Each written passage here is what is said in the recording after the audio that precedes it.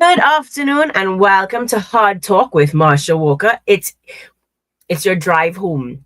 And I don't stay long doing all the introductions. David is gonna put up all the different telephone numbers, the WhatsApp numbers, comment on Facebook, comment on YouTube.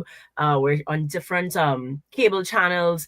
David, if you put it up, maybe I'll be able to say what the telephone numbers are for those who are not watching, but you're just listening on as you drive home. We have, okay, call now at 222 talk 222 talk. There's a US number, there is a Canadian number. You can WhatsApp 318-1021. Let me see if I get this US number going.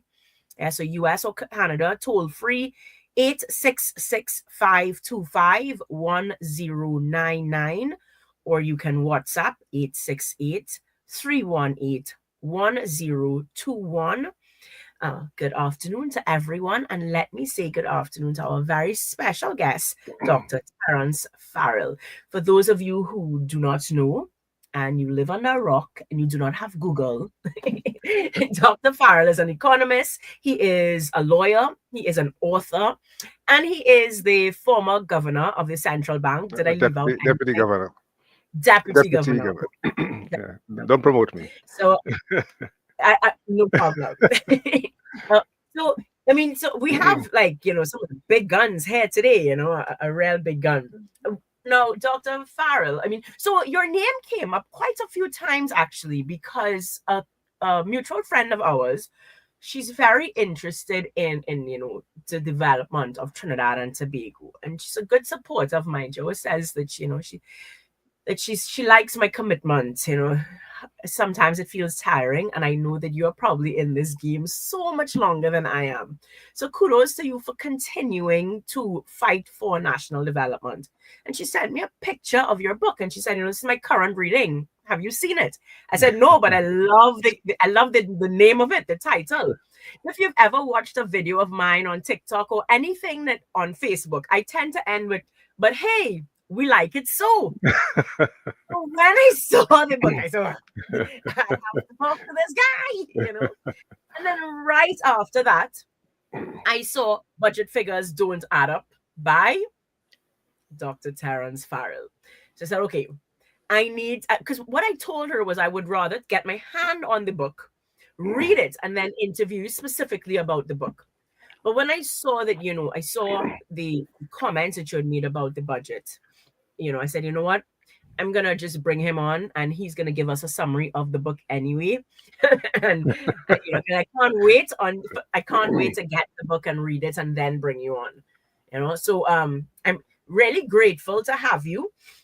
You sent the presentation that actually would have formed the base of the Guardian article. Correct, yes. And you'd also sent me via WhatsApp. I saw the article as well, where they spoke about two leading economists, Mr. Wendell Motley and Dr. Bob. Yes. Right, both speaking out on the Forex situation. Yes. And that was a very interesting. I must say it was. I was educated.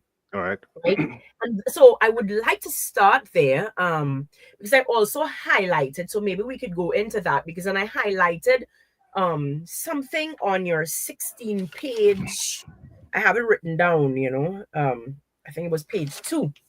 Yes, page 2, where you say, as a lawyer, I am intrigued by the notion of legislation to encourage or compel energy sector companies to pay all their taxes in US dollars. The very fact that this arises as a possible policy reflects the depths to which a misguided foreign exchange management policy has led us. So I highlighted that.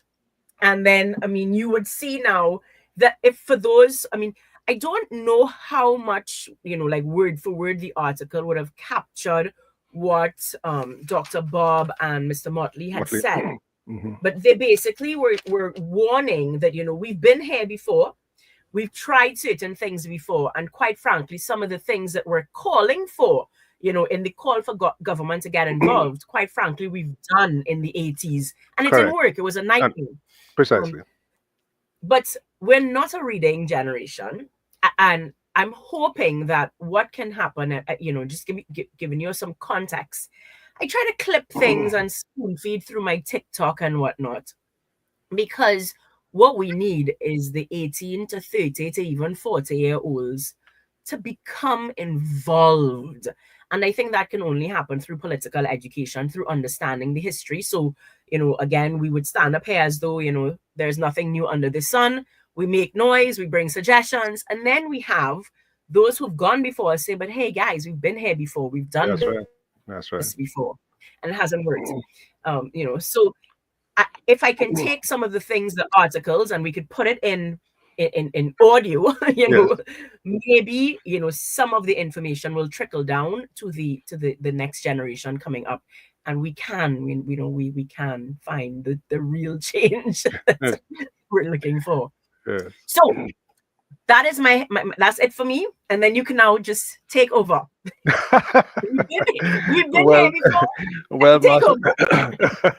Marsha, no, thank you very much for inviting me. It's always a pleasure for me to talk to the public, with the public, and especially on these kinds of issues, which are, I think, of tremendous importance to people's daily lives, actually, but which are, I think, very often they're complex issues.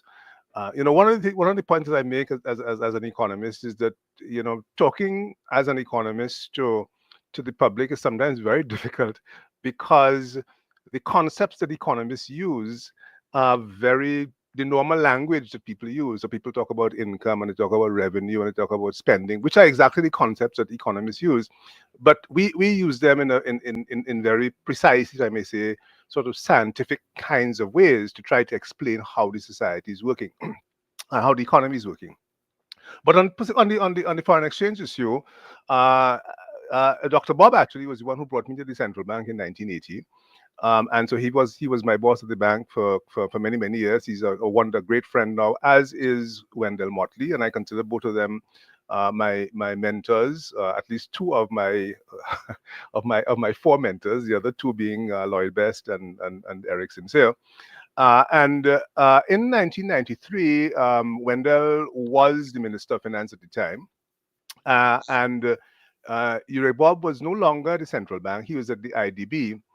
But when the PNM came into office in 1991, they had put into their manifesto, for the 1991 election, that they would abolish exchange controls. So when they came in, there was this attempt now to fulfill this particular promise. And of course, we had been running exchange controls in Trinidad and Tobago forever, as Wendell and Urich point out in their article. It really goes back to the Second World War, to 1942, and what was called the Defense Finance Regulations at the time. And then in the 1960s, we had our own Exchange Control Act. So we all grew up with exchange controls, right? We all grew up with a system in which, when you wanted to get access to foreign exchange, what you did is that, in respect of physical goods, physical imports, you had to go to the Ministry of Trade, and the Ministry of Trade would give you a license, right? We had something called a negative list at the time, so that certain things could not be imported unless they had a license. And then, in respect of things with, like, services, what we call invisibles in economics, the central bank had the responsibility for giving you approval to get that foreign exchange under the Exchange Control Act. So the central bank had a whole big department, the Exchange Control Department, for many years, lots of people inside of it. And what these people were doing was that they were processing these applications. So you wanted to educate your child abroad, you wanted to get money for education, you went down to the central bank, you put in a form. It was called an EC1 form at the time, and they would get an approval, and then you would go to the commercial bank and you would get your foreign exchange, and away you go. And that's the way. So the central bank controlled access to foreign exchange through the exchange control system. Now, when we had a lot of money, we had the two oil price shocks in 1973 and the second oil price shock in 1979, which was bad for the rest of the world, but it was great for us, because we got a lot of money coming into the country. So revenues increased significantly. US dollars flowed into the economy. Our foreign exchange reserves increased from almost zero Many people wouldn't know or wouldn't remember that, in fact, in 1973, the foreign exchange reserves in Trinidad and Tobago were down to less than a month worth of imports. We were flat on our back in 1973. And you will recall, or you may recall, that that was also the time when Eric Williams decided that he wanted to leave. And he signaled to the party that he was going to leave and so on because the economy was in bad shape. We had had the Black Power 1970 revolution. We'd had a lot of turmoil in the economy. Williams said he was leaving. And then we had these oil price shocks. We then oil prices jumped. We got a lot of money. We had a second oil price shocks. We got even more money. And Trinidadians, of course, went wild. Our foreign exchange reserves increased, and people were flying off to Miami and having a great time and so on. But then, as happens with these commodities, oil and natural gas and gold and whatever it is and so on, you have a cycle. Prices go up and then they come down. And of course, around 1981, 1982, oil prices peaked and they began to come down. And as they began to come down, of course, our foreign exchange reserves began to come down. And Marsha, they came down at an incredibly fast rate. We had 12 months of import cover in 1981, and by 1986, we had none. In the space of 5 years, this country went through literally all of its foreign exchange reserves. Now, when that situation began to unfold, the Chambers government, because Eric Williams had died in 1981, the Chambers government was very reluctant to take any action in respect of the exchange rate. The central bank was minded and advised that we should adjust the exchange rate. At that time, the exchange rate was 240 TT dollars to a US dollar. So that was the rate that we had picked in 1976. We were minded to advise the government that the exchange rate needed to be adjusted to deal with this situation. Chambers would have none of it. And he then insisted that what we should do is that we should impose restrictions on imports. And that led to the EC0 system that the central bank implemented in 1982 or 83, I think it was. And that's the nightmare. I have called it a nightmare, and Yurik and Wendell in their piece also call it as a nightmare. It was literally, Marsha, a nightmare for the central bank. Because for now, for physical items, you see, there's all of this talk taking place now about what is essential, and people want to have this, the food, the supermarkets are saying their thing is essential, and the pharmacies are saying their things are essential. We had exactly that same problem, where you had a bunch of bureaucrats sitting in the central bank trying to make a determination as to what was essential, what should get foreign exchange and what should not. It is an impossible task, Marsha. I am saying to you and through you to the national community and through the national community, the Minister of Finance, if he has ears to hear, that it is an impossible task. No bureaucrat can sit down in the central bank or in the Ministry of Finance and make a determination as to what is essential and what is not. There was a famous case in that time that went to the Privy Council, which was that the newspapers in the country at the time, the Express and the Guardian, went to court to argue the case that newsprint was essential and they should get foreign exchange to bring in newsprint because it touched on the freedom of the press. And the case went to court, and the case went all the way to the Privy Council. So to trying to make a determination as to if you walk into your neighborhood pharmacy, for example, and you looked on the shelves and you ask yourself what inside of there is essential and what is not, your mind would absolutely boggle. Even the stuff that the pharmacist is selling behind the counter, some of it is essential or essential to some people, maybe not essential to others. Is cough medicine essential? How many brands of cough medicine do you need, etc., etc., etc.? And we had that, multiplied that by 100. There's a very interesting case came up very recently in this whole discussion on foreign exchange, where the Bureau of Standards is saying to the government, listen, we need to get access to foreign exchange because as the Bureau of Standards, we need to send our equipment abroad to have our equipment calibrated so that when people are using their weights and measures and so on, for which we are responsible to give accurate measures and so on, we need to be sure that our equipment is properly calibrated. That is essential to the Bureau of Standards. Now you take that issue and you multiply it by 1,000, and you realize it is impossible. And the EC0 system was impossible. It created a nightmare for everybody in the society, for business community, for the consumers, and so on. When come 1986, the PNM is thrown out of office to the 3-3. I think many people would remember that. They lost 33 of the 36 seats. The only three left, I think, were Manning, Muriel Donovan McDavidson, and I forget his name now. He died. He died subsequently. And Patrick Manning became leader of the opposition as a result of that. The NAR came into power, and Robinson uh, unified the exchange rate. We operated for a period of time a dual exchange rate to try to deal with this problem. Unified the exchange rate and moved the exchange rate to 425. Now, when the PNM came in, they on their platform, as I said, was this question of abolishing exchange controls. And as the central bank at the time, a team, Wendell, who was Minister of Finance at the time, appointed a very small team because this matter had to be kept very, very close. So the team basically was the governor of the central bank at the time, was Ainsworth Harewood, myself, and Dr. Bob, who was not in the central bank, but Uric was at the IDB, and the three of us worked with uh, the Prime Minister, Patrick Manning, and the Minister of Finance, Wendell Motley, at the time, to craft the system that we implemented in 1993, which was a managed flotation of the Trinidad and Tobago dollar. Now, I think it's important to understand the distinction between a freely floating exchange rate and a managed floating exchange rate.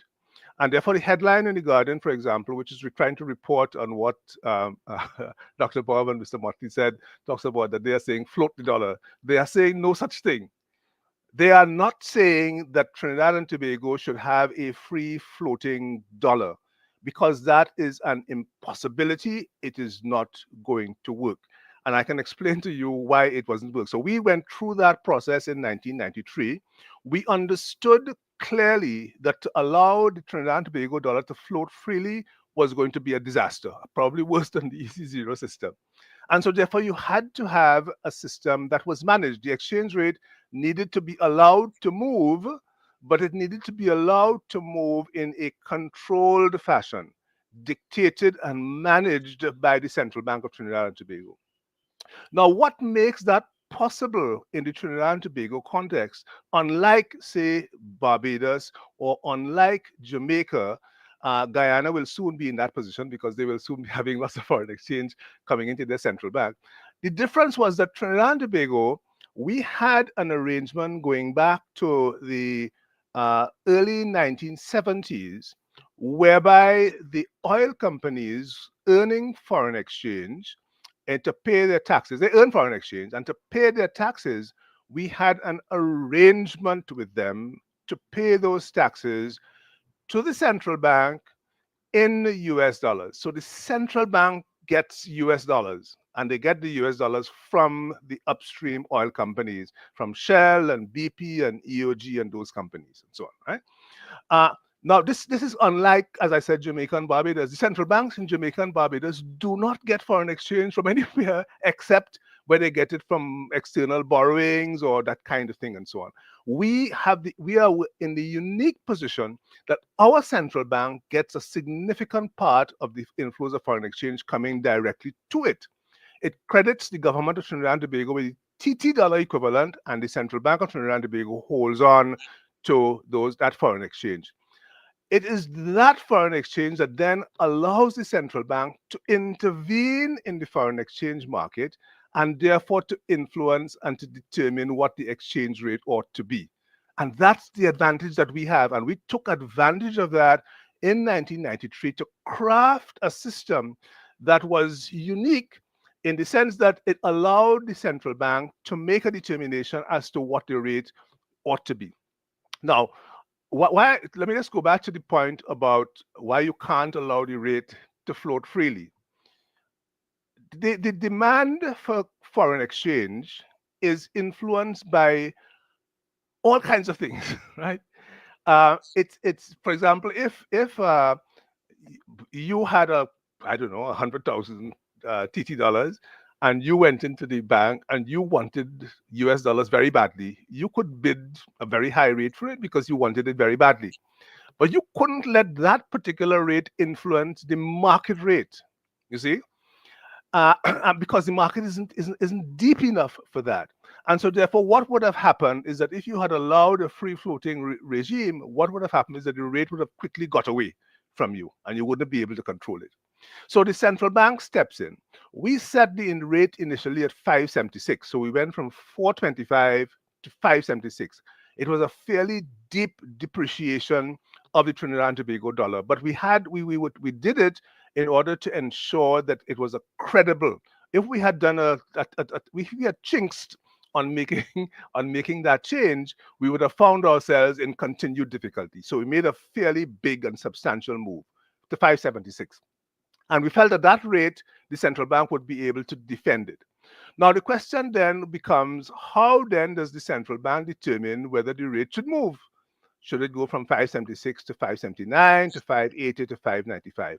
Well, economists have a way of trying to do that. It is partly art and partly science.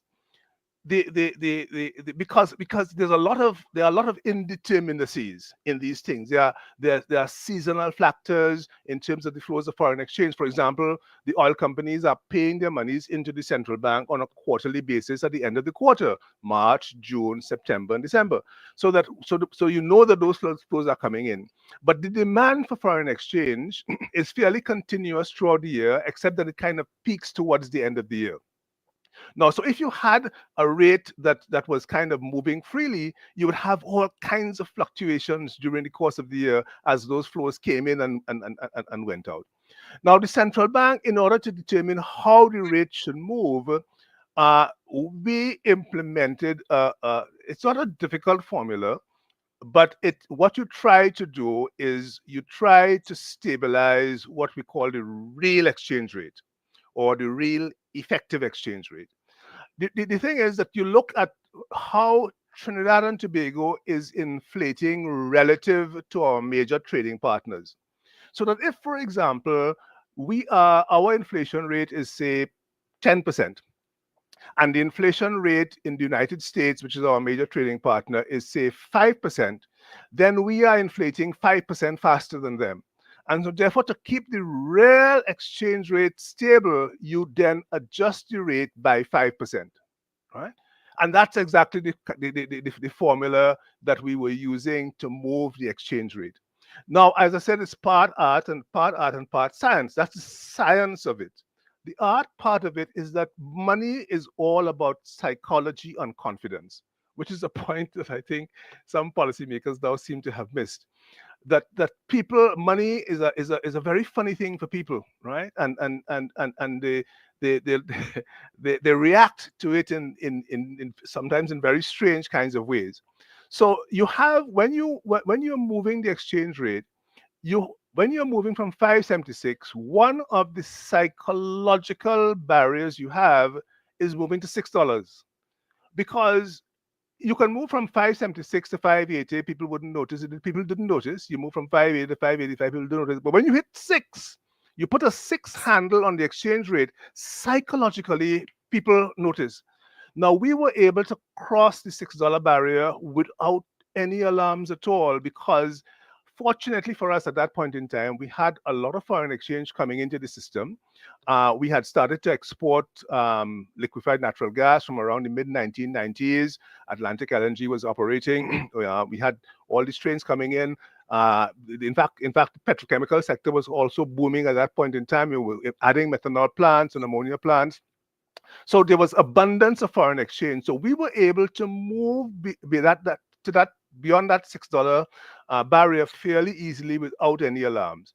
And essentially, Marsha, we progressed with that system until about 2013, when the rate reached about 646 and caused absolutely no alarms at all. We ran the system, not we, because I was no longer there. But the central bank ran the system for 20 years without any alarms or concerns whatsoever. It is from around 2013, 2014 that you started to get, I think, what quite frankly was the beginnings of mismanagement of the foreign exchange rate system. One of the first things that happened was that the governor after Ewan Williams, Joala Rambaran, did a very strange thing. He moved the exchange rate. He appreciated the exchange rate when there was absolutely no basis for doing that. And then he expanded changed the auction system and expanded the number of authorized dealers in the system. Then the PNM comes back into office in September of 1995, and the Minister of Finance, who is the current Minister of Finance, then decides that he doesn't want the exchange rate to move at all, and has taken the policy position that the exchange rate must remain fixed. So essentially, we moved the exchange rate to say 675. So it runs between 675, 680. That's where it is, and that's where it has been essentially for the last 10 years. So that the mechanism that we had for adjusting the exchange rate, which worked wonderfully well for 20 years, and which is adapted to deal with changing circumstances in the economy, so the exchange rate would dynamically respond, guided by the central bank, would dynamically respond to economic conditions. We essentially abandoned that and we went back to what is a kind of a quasi fixed exchange rate system. Now, one of the other things that I must say that's extremely important to understand is that in 1993, we did much more than just simply move to a managed float. We essentially abolished exchange controls. There is nothing left of the Exchange Control Act except two things, which are really kind of inconsequential. One is, well, they're consequential, but one is that the provision for authorized dealers, that is that only certain sets of people can buy and sell foreign exchange, that is the commercial banks. And the other one is that you can't bring in cash currency into the country and so on. Every country has that, okay? But basically, everything else in the Exchange Control Act was gutted. There are no exchange controls in Trinidad and Tobago as of 1993. Importantly as well, we also abolished controls on the capital account, which at the time in 1993, very few countries had done that. The countries like Japan, Barbados, everybody, even up to today, retain controls on the capital account, meaning that if, for example, you are a company and you wanted to invest in Venezuela or Dominican Republic, or Ansa McCall is now invested and bought a company in the United States. Uh, Typically, you would have to get permission from your central bank to get the foreign exchange to do that. We abolished capital controls so that nobody, no commercial, no company requires permission from the central bank. Once you could find the money, they could borrow how much ever they want. Once you can do that, you can invest overseas as much as you want. You can bring money in, you can take money out. The second thing that we did was that we abolished, with the Exchange Control Act, we abolished the surrender requirement. The surrender requirement meant that if you, Marsha, earned somehow 10,000 US dollars under the Exchange Control Act, you had to surrender it to a commercial bank or to the central bank. It was illegal for you to hold foreign exchange, right, under the Exchange Control Act. With the abolition of all of that, the abolition of the surrender requirement, if you had $10,000, you got it, however you got it, you could keep it. You could keep it in your mattress, you could keep it in your drawer, but you could also importantly put it into an account in a local bank in US dollars, or you could keep it in a foreign bank account as you pleased. And this is why it's extremely important to understand that there are lots of Trinidadian individuals, lots of Trinidadian firms who are entirely legally hold uh, foreign currency accounts. We don't know how much people have outside in that amount, but we also know that there are about 3 billion US dollars held by local firms, including state enterprises, individuals, and companies in our local banks in US dollars. 3 billion US dollars. And that's their money. The central bank can't take it. The government can't take it. It's well, the government could take it, I suppose, but that would be that would that would cause all kinds of issues. Um, but but it's there. That's three. I think it's 3 point something billion dollars that belongs to various entities in Trinidad and Tobago that is under the control of the commercial banks of Trinidad and Tobago. And there's an unknown amount of money that is outside there that is owned by Trinidad and Tobago residents and citizens in banks all over the world. And it is perfectly legal for people to do that. So that's important. It's a complete change in the system that we had from 1993 and a completely different way of managing the system. Now, I don't know if you want to go on to talk a little bit about the foreign exchange management in the context of adjustment, because I think that would be the next issue. Well, I do have. I mean, I Yeah. do have some questions. Yes.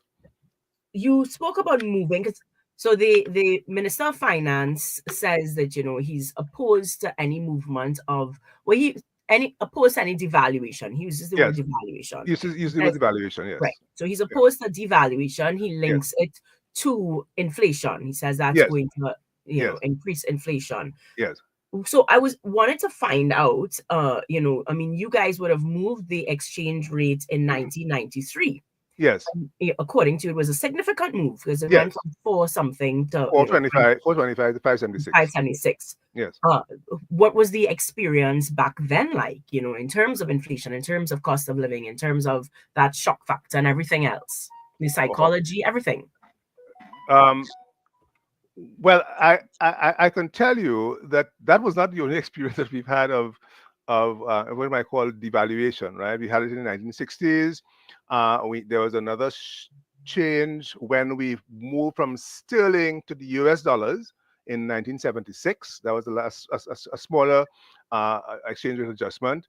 We had the ones in 1986 when we went from 240 to 360 and then to 425, and then we had from 425 to 576. In none of those instances was the consequence inflation. Now, you have to understand, Marsha, what an economist means by inflation, because I don't know that the Minister of Finance means the same thing that we mean. Economists define inflation as a sustained rise in the general level of prices. And so, therefore, those two things are important. It's a sustained rise. In other words, it must continue for a long period of time in the general level of prices. In other words, all prices, most of the prices are going up. That is very different from a situation where when you've had an exchange rate adjustment, what does happen is that prices will go up because we import a lot of things. And so therefore, when the exchange rate adjusts, the prices of imports in TT dollar terms will go up, and those are going to get reflected in retail prices and in the prices of intermediate goods, and therefore the price level goes up. It is what I call, I don't know other people call it, I call it a price displacement effect. In other words, the price level moves up. Now, whether or not that turns into inflation depends on a number of other things that you do wrong, right? So, if you look at Jamaica, for example, Jamaica always got themselves into trouble because, yes, they floated the exchange rate in Jamaica, but Jamaica floats the exchange rate, has no central bank ability to control the exchange rate, right? I intervene as I explained. But also, when they moved the exchange rate, they then accommodated it with wage increases. The important thing what you're trying to do with an exchange rate adjustment is that you are trying to control the demand for imports. That's what you're trying to do. But if you change the exchange rate to control demand, but then on the next side you then increase people's wages so they could buy more things, then you have defeated the whole purpose of the thing. And what that then does is that it sets a whole process in train which can lead to inflation, and which in certain circumstances has led to inflation. It has not happened in Trinidad and Tobago. When in 1993, there was a price displacement. The price level went up. I think it jumped by about 9%, 9, 10%, and then very quickly came back down to the trend rate of inflation. So whether or not there is inflation depends on the other things that you do wrong that causes the inflation. It is not the exchange rate adjustment that causes the inflation. It is the other things that you do wrong that will then cause the inflation. So that fear and this notion about massive inflation and so on it is simply not borne out by experience. So the question is, why would you want to move the exchange rate, right? Well, as I said, we you institute a system where you periodically are adjusting the exchange rate based on the circumstances of the economy, right? As I said, you have a what we call a real effective exchange rate target, and that then allows you to make the adjustment as you go along. Now you can have a shock to the system. So, for example, if like COVID was a shock. Okay, nobody anticipated it. It comes out of left field. It causes a disruption. The economy is closed down. What? That is what we call in economics an exogenous shock. It is not something that the government institutes. It just comes from left field. Okay, and then the economy then has to adjust. You have to adjust the economy to that. Now, what as economists, what we do, the first thing that we do when you have a shock, and that shock could be COVID, or it could be a drop in the price of natural gas, as happened in 2015, or the price of oil, as happened in 1981. The first thing that you have to do is that you have to ask yourself, is this going to be sustained? In other words, how long is it going to last? Now that is economists are not we are not we are not seer men. We don't see the future or anything like that. It's a matter of judgment, right? It's based on your understanding of what is happening in the place. Is the thing going to be sustained? So in 2015, for example, when natural gas prices dropped significantly, all how should I put it? All competent, knowledgeable people were saying this is going to be sustained. That is to say that natural gas prices had peaked and we were now into a down cycle, right? So if you accepted that, then you have to say, okay, the next thing is if it's going to be sustained, then I'm not going to use up my reserves. If it's a short shock, right? Like COVID was a relatively short shock, was 2 years. You can use up your reserves because that's what reserves are for, right? But if it's going to be a long, sustained, right, you will end up using up all of your reserves. So you don't want to do that. So you therefore have to do what we call adjustment. You've got to adjust the economy to the new circumstances, to the fact that your prices have dropped, your revenue has dropped, your fiscal deficit is going to be problematic. So you've got to make that adjustment. So what then do you do? Well, there are a number of things that you can do. And so therefore, to the point about fixing the exchange rate, yes, it is indeed possible to keep your exchange rate fixed. You can do that. Barbados has kept their exchange rate fixed at 2 to 1 since 1970 something. The Bahamas has a 1 to 1 exchange rate vis-a-vis the US dollar. Although the Bahamas dollar is not the same thing as the US dollar, but they have their exchange rate is 1 to 1 and they keep it fixed. In the Eastern Caribbean, they have kept the exchange rate fixed at 270 EC to $1 US. They keep it fixed, right? And that's perfectly fine. Now the thing is that when you then have an external shock that is sustained by say in Barbados, for example, what you then have to do is that you then have to take other measures to be able to reduce the demand to get your balance of payments back in line. And that typically involves cutting your government expenditure significantly. And cutting your government expenditure significantly usually means either cutting the salaries of public servants and or sending public servants home. Barbados has done it. So if people say, well, like Barbados keep the exchange rate fixed, but yeah, but Barbados has also bitten the bullet and sent some of their public servants home in order to effect the adjustment. The NAR in 1986, 88, and so on, in the context of the IMF program, we were then under cut the salaries of public servants in Trinidad by 10%. Some people may or may not remember that. That was a significant adjustment, but we also, of course, then went on to make adjustments in the exchange rate. The point is, Marsha, that you can't have your cake and eat it. You can't say, I'm going to keep my exchange rate fixed, but then you don't do the other things that you need to do to effect adjustment. It just doesn't make it doesn't make sense. You've got to decide that you are either going to use a combination of policies, a combination of exchange rate adjustment with fiscal adjustment, with monetary policy adjustment. Typically, in those circumstances, the central bank would increase interest rates, make credit more expensive, cut the demand for credit, and therefore bring the demand for imports from the private sector down through that means. So what you would have is a combination of policies, exchange rate adjustment, fiscal expenditure adjustment, monetary policy adjustment that will bring the thing back into line, what I call straight and level, like a plane, right? You want to have the plane in kind of straight and level flight, right? You don't want the plane bouncing all over the place and so on. Straight and level flight. And you have a set of instruments that you are using to get the system back into kind of equilibrium. Now, if you tell yourself, I am not using the exchange rate, you could say that, but then you've got to use the other things. And we haven't done that. We have run fiscal deficits in this country for 9 years straight. We have run down our foreign exchange reserves from $11 billion down to $5.5 billion, which is what it is now. And of that $5.5 billion, we have borrowed almost all of it. We borrowed on the Eurobond market over $2 billion. We borrowed from CAF. We drew down from the Heritage and Stabilization Fund. So we have essentially run down our foreign exchange reserves. Thankfully, we do have the HSF, which is there. The HSF is, by the way, a very paltry amount.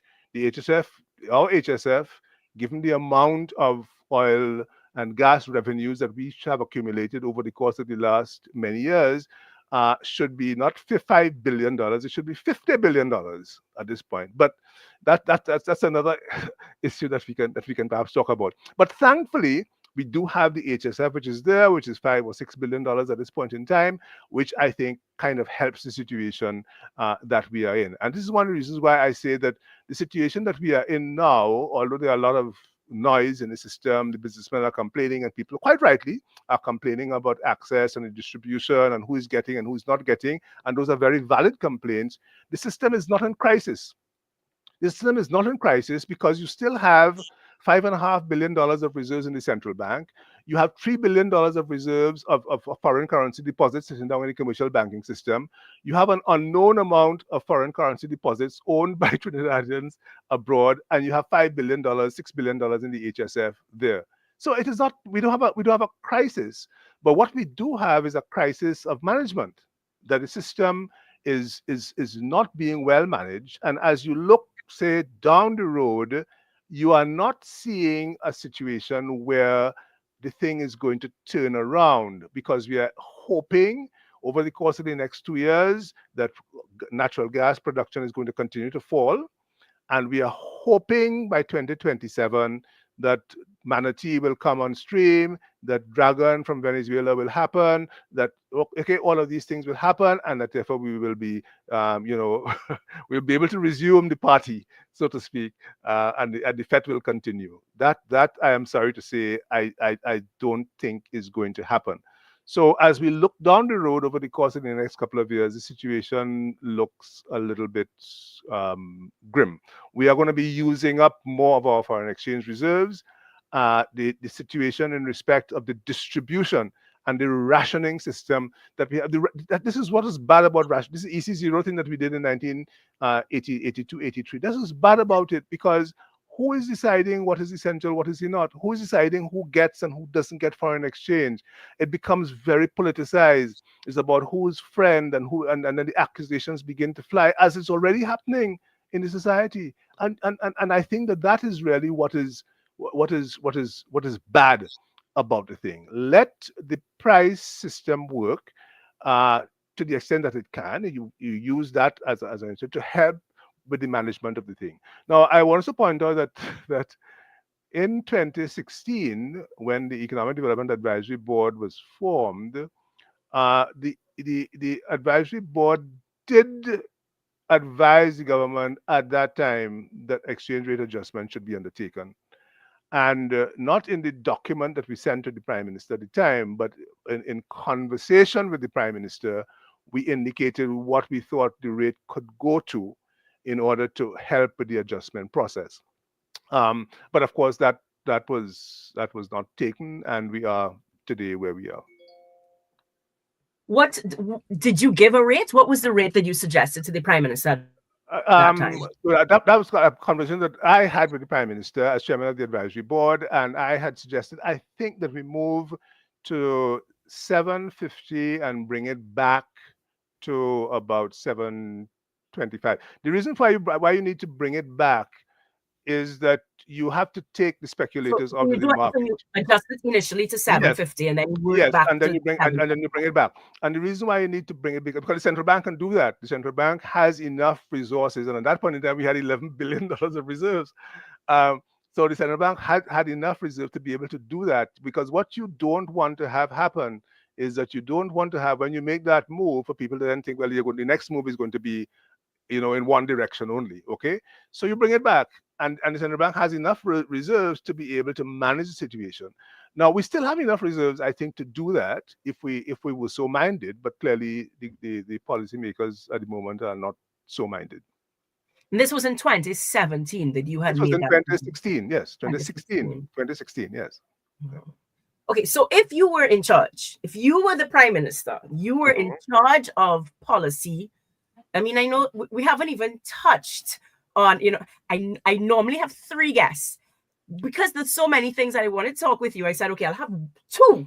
So I'll give you an hour and I have Dr. Bisram coming, and now I'm wondering if I could see if I To could my, steal some of Dr. I, Bisram's time. I talk far too much, Marsha. That's a problem. But Yeah. the thing is, you never know with guests, right? Mhm. Sometimes a guest comes on and they're ready to leave in 20 minutes. Sometimes a guest comes on and you go, can I have him back like right away next week? Is that allowed? Because we have not touched on. I feel as though there's so many questions that I would have had. Right. I'm taking notes like crazy because I'm watching the time and I'm saying, but he's giving so much good information. I don't know what to do. I just don't know. But you were in charge. What would you do? Because as I say, we haven't even gotten into diversification. We Right. haven't gotten into what really and truly some are saying, most are saying that is the long-term plan. The long-term Yes. plan has to be, how do we increase our Correct. foreign reserves, our Um, foreign exchange earnings. exchange, Yes. how do Yeah. we Yeah. bring in more, right? It can't Yeah. just be an issue of reduce, reduce, reduce. We have Exactly. to find a way to get more foreign Correct. exchange. Correct. That's an entirely different conversation Yes. because, as you said, I think we need to move away from this hope that in 2020, 27, 27. Yeah. Dragon will dance. Yeah. But but history also shows that we will dance, we will fet, and then in Yes. 5 years' time, when the You're cycle back goes, back we're to the back in. same back to the So we same need situation. something. And my Yeah. guest last week said we are like addicts. You're Yes. looking for the That's right. next fix. You're like That's a right. little donkey looking for the That's right. next fix. And Actually, you get the next fix and you use it out, and then yes. what? You That look is for the actually next fix. true. We are And addicted to the yeah. rents from the energy sector. We are addicted to it. Yeah. So there's Yeah. there is a long term, and I don't know, that conversation has to keep happening and keep Yeah. happening, but we do know that long term we have to move away from the dependence of oil and gas, and we have to start to earn our foreign exchange some other way. Yes. In the short term, if Yes. you were in charge, what would be your 100-day plan to fix this? Well, the problem for me, I suppose, is that I am a professional economist. I'm not a politician, and I Well, you know so what? I think, but here's the thing. I think that right. that's exactly what we need. I think we need non-politicians to take control of politics because Well, politicians seem to be more interested in being re-elected than in governing. So for me, I think you come, you govern, yes. you be prepared if the country cannot see, because it may take time, I don't know. But I think if you govern well, Yes. without and there is some charisma to you, Yes. I might be a broken record, but I say it all the time. There are three kinds of parents. One, a bad parent who just gives you candy because you have no patience and you have no time for the child, so you give them what they want and you say, just get out my face. Yes. The second one is good intentions but poor delivery. Yes. I say eat your vegetables, and if you don't eat your vegetables, you starve. And what I Mm. say goes, and don't ask me nothing, and take Yeah. licks. So you have that parent, good Mm. intention, poor delivery. You have the third parent, and Mm. I know it's the harder parenting, but there's buy-in, there's a lot of talking. You Yes. get the child on board to Yes. understand why Exactly. they should trust you because you Yes. genuinely want the best for you. That That's you absolutely help them understand why the sweets are not a good option. right. We can have some sweet, but Yes. after you have your dinner, and your dinner has Exactly. to comprise of Exactly. certain things. And if you Exactly. have certain things, Yeah. then you will find that you will blossom and you will like my way. And Yes. the child trusts that if you Yes. let me do some of the hard decisions, in Yes. the end, you will actually benefit. Yes. So I do think that the right leader with the right charisma, with the right words, all of it can in fact give the country what the country needs Yes. in a way that is palatable, in a way where we will swallow some of the hard medicine, Hmm.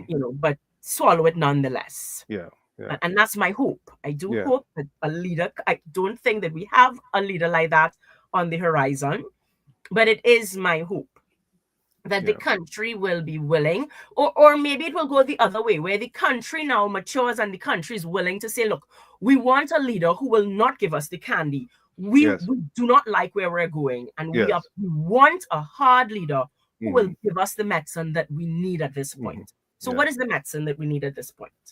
Yeah, well, that is that is I suppose we like it so conversation because Yes, that's the culture yes, that's the culture factor yes, that you need to bring in because I think so. My perspective is that there are things that you have to do. This is the economist in me speaking now because I think that there are laws of economics just as there are laws of physics, and that if you don't follow those laws, you will get yourself in trouble. So you obey the laws of economics, and you do the right thing, both in terms of what we talk about adjustment, in terms of diversification, and in terms of the long-term transformation of the economy over the long term. And you look at what Singapore did and what Lee Kuan Yew did and so on, right? And part of that is an understanding of your situation.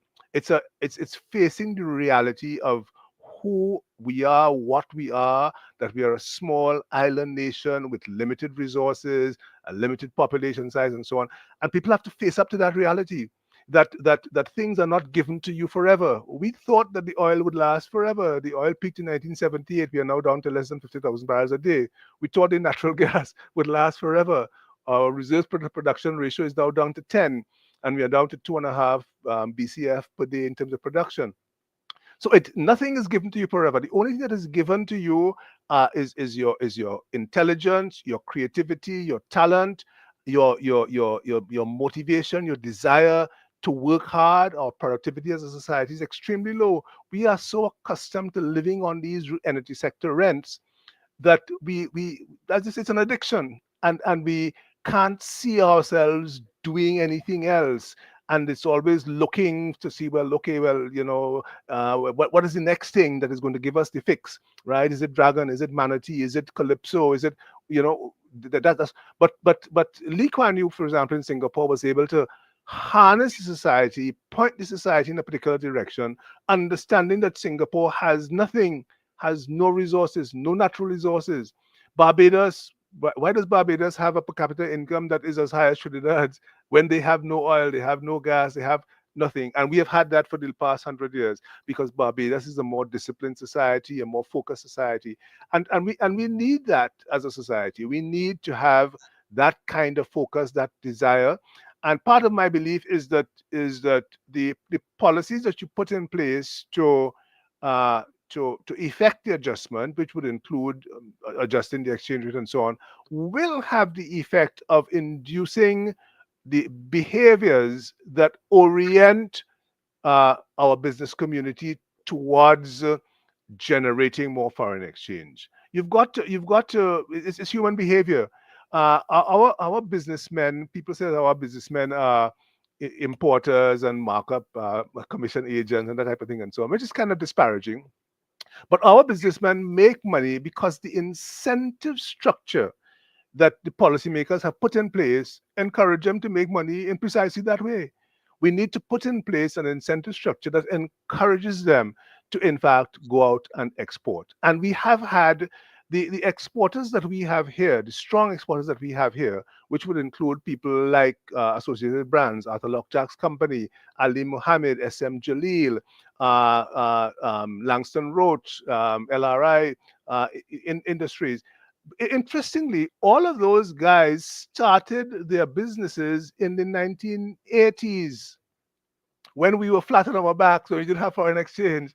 And they looked to the export market very early on and were oriented towards exports. And that's why they have now done, and they're blossoming and they're expanding overseas, and they're very much into export markets all over the region and outside of the region and so on.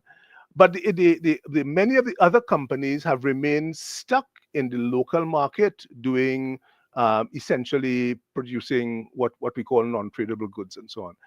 So we have to incentivize the appropriate behavior on the part of the businessman. And part of the ways that you do that is that you have a price system, whether it's the exchange rate, but also your taxes and your subsidies and your other things that you do, your industrial parks and so on, the infrastructure that you put in place that orient and guide people towards that.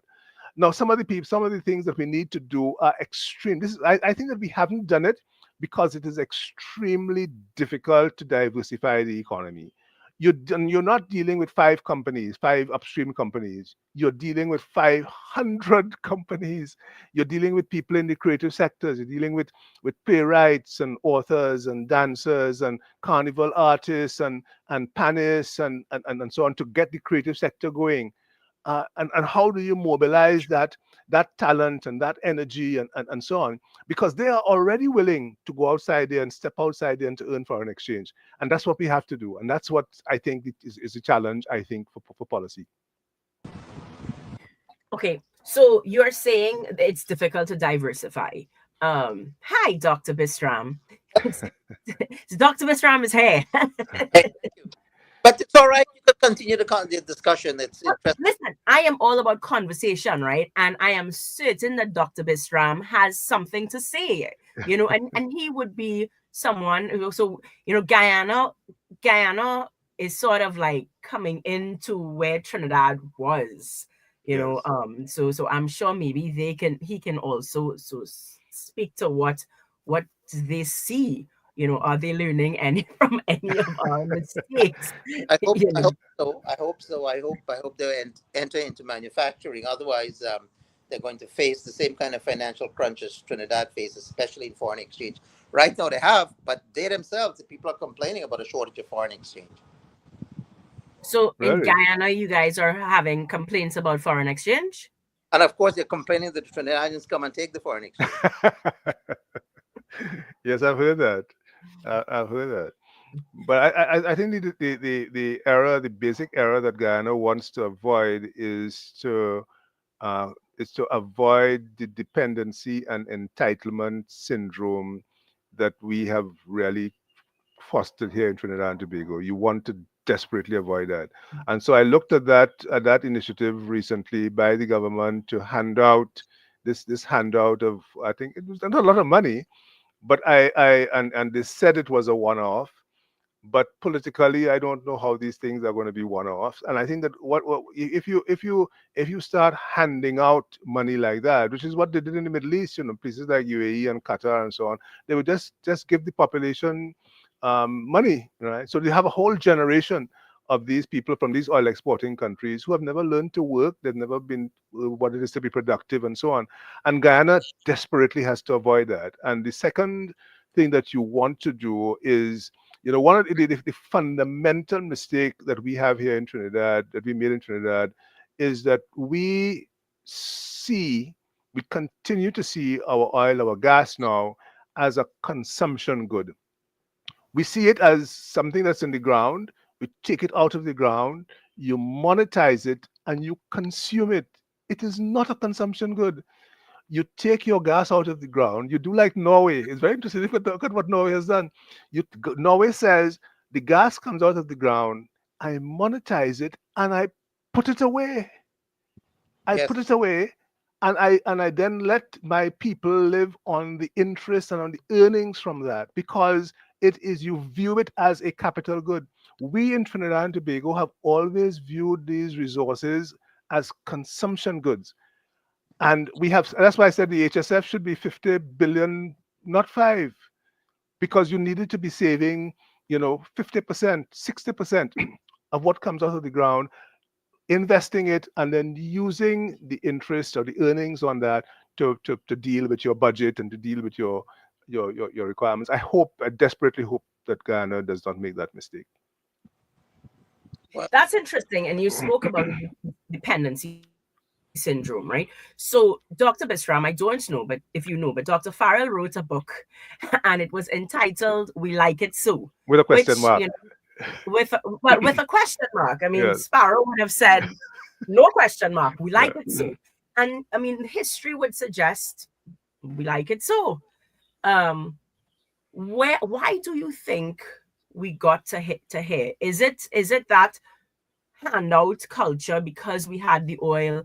I say my daughter asked me, and I try to explain it to her as, you've grown up, you're spoiled, you have a rich dad who gives you everything, and he has not taught you how to work for it, and so you just don't know any better. I Full think stop. I think Dr. Farrell hits the nail on the head. Since the 70s, or perhaps even earlier, the dependency syndrome started in Trinidad, where it started to give away, give away, give away, Yeah. one under one name or another, and it has continued till the day. And how you will break away from that, I don't know. I just don't know how you can break away from that, because it has become institutionalized. How do you de-institutionalize it?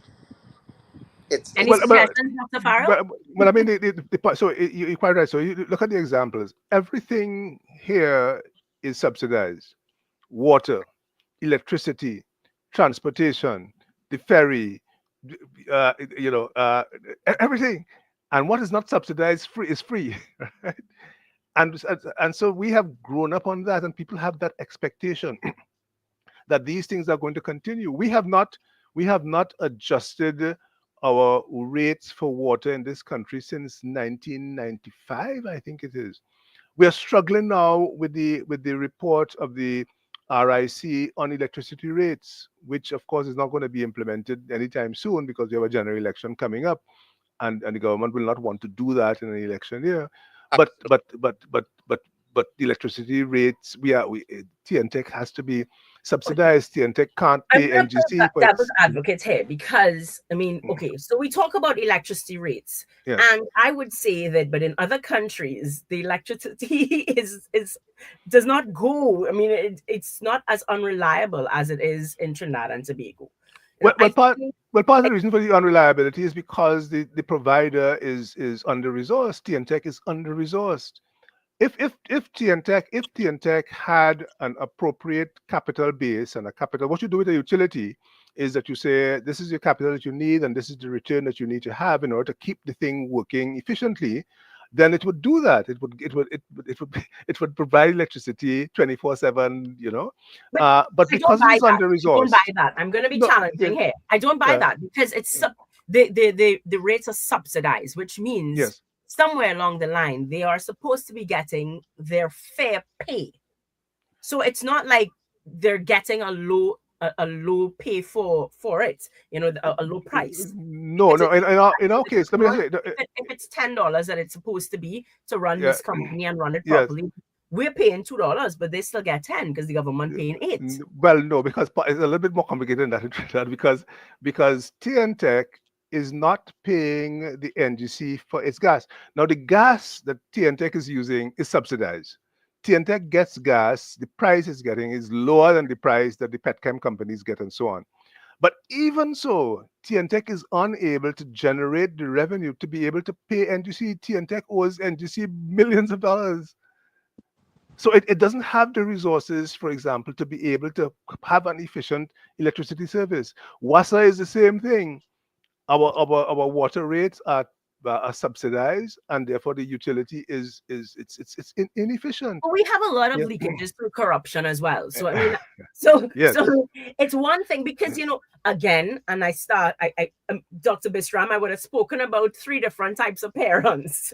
So if you have a parent who's saying that you need, we don't have money, but you coming home every night, looking fabulous, going out liming, and we ain't seeing you living a hard life, but you're telling me I can't get my school books or I can't get anything.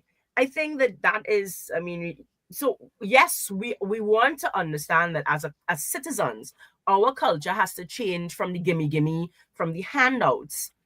But once again, I think we would be more prepared to stop the handouts and lessen on the subsidies if we saw that the government was not mismanaging and we think that they're thieving everything. Uh, if I can offer my explanation for that, right? All right, offer Uh, your uh, the- explanation.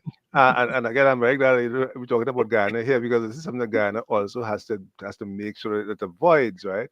In fact, Guyana already has a reputation in respect of corruption, even without the oil situation it has, right?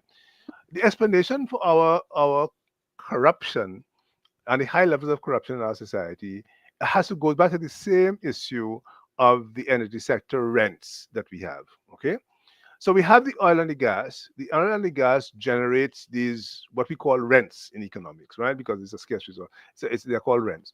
The rents go to the government. So it goes to the government as revenue.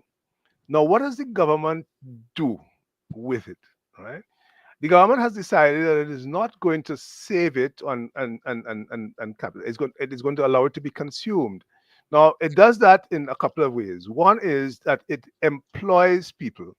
The government here is allergic to high open unemployment. It goes back to the 1960s and the early 1970s, right, when unemployment was as high as 20%. And that led to the Black Power situation in 1970, and it led to all kinds of turmoil and so on. And since then, the government has made it its business to keep open unemployment as low as possible. And that means that you employ people, but it doesn't necessarily mean that people are working. Okay. So we take the rents from the energy sector and we employ people, some of them at relatively low wages.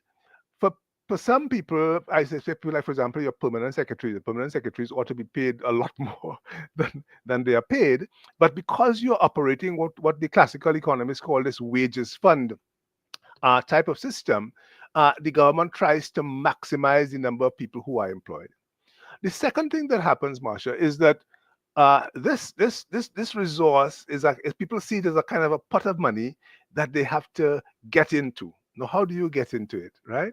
Well, you get into it by, all right, I could provide services for the government. I could build roads for the government. I could get government contracts and so on. How do I get these contracts? What is the easiest way to get the contracts? Well, that's where your corruption starts to come in, right?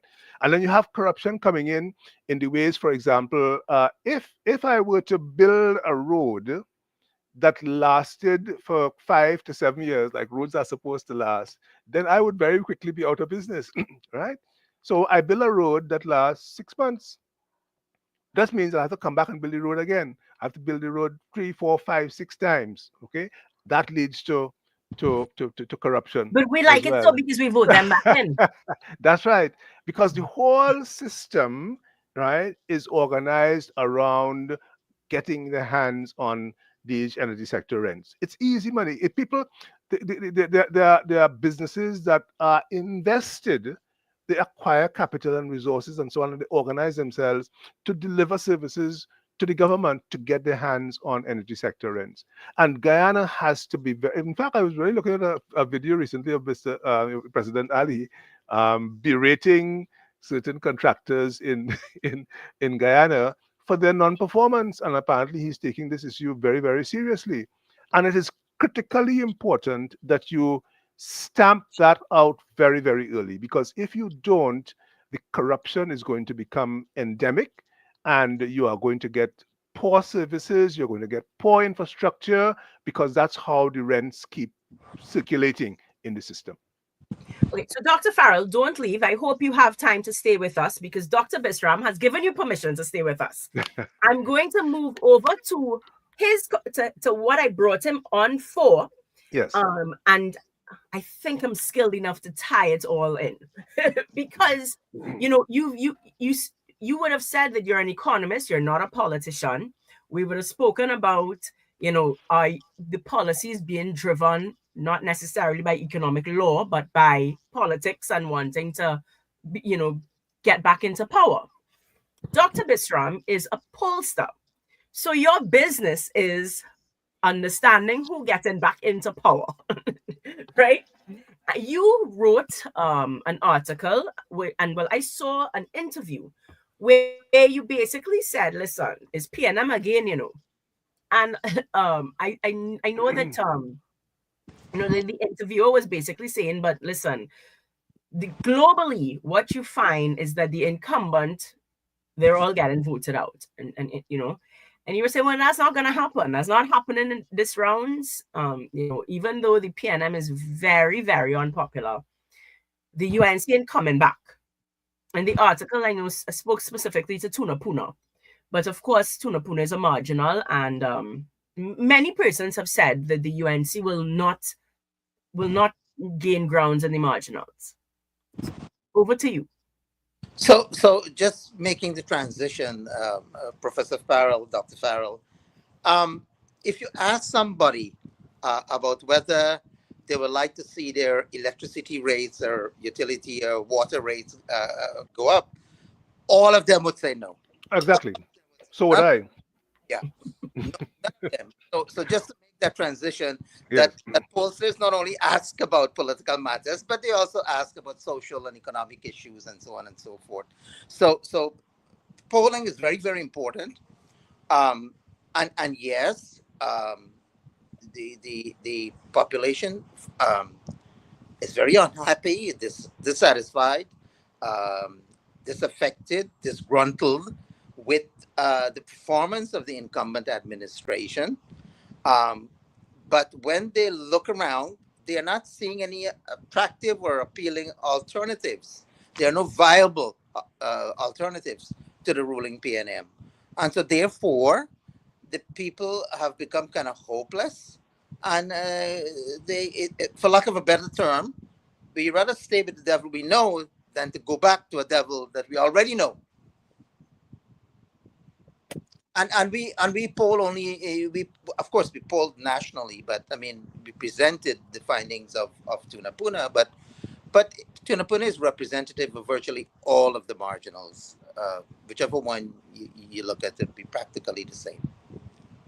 Okay, so would you say that the People's Partnership government, I mean, the data is there, and this is where Dr. Farrell can come in.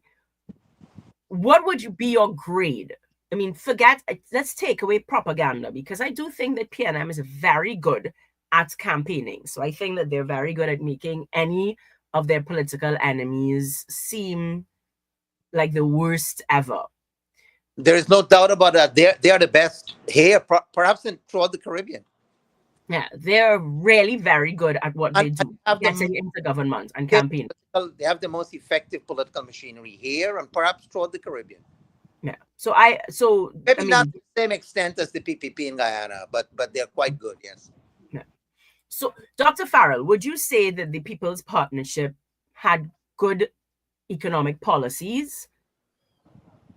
Well, the point is that the economic policies between the PNM and the UNC are really no different. They don't compete on policy. So let me say, speaking as an economist, right? I can't make any distinction between the one and the other in terms of policy. If you just take the foreign exchange situation, for example, as an example, you hear folks from the opposition talking about the issue, and they too are talking about allocation or distribution of foreign exchange, and they're saying it is the allocation is bad. All that simply means is that if they come into office, they will continue the same policy of allocating and distributing on rationing the foreign exchange, except that it will probably go to the people that they favor and so on. Everybody talks about the small man and the small and medium enterprises and so on. And when they come into power, somehow these people tend to fade into the background. But in terms of economic policy, there's no ideological difference between the PNM and the UNC. Well, UNC would say that they believe in investing in people versus PNM investing in infrastructure. UNC would say that they believe in handouts versus hand up versus handouts. These are some of the things that UNC would pride themselves on being different. Well, I mean, I don't know that the evidence in terms of their performance in that period of time sort of justifies that. I mean, if you're talking about the Pandey UNC, for example, the Pandey UNC, I think, bears some study, because it's very interesting that Pandey comes into office in 1995 and essentially continues the policies of the PNM. So when we moved the exchange rate, the system to manage float in 1993, he comes in 95 and just continues it under Brian Quaitong. The LNG projects were started under the PNM. He comes in 1995 and just continues them. You had Lawrence Dupre's projects, for example, and Clico Energy started under the PNM, and he took them and he carries them forward.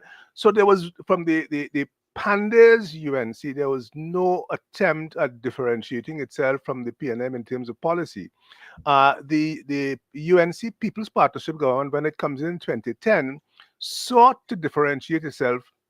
For example, it jettisoned the Vision 2020 documents, which had been very carefully done by, it was not a government thing, it was led by Arthur Lockjack, involved people like myself and a whole bunch of other technical people. I think there were over 600 people involved in that exercise.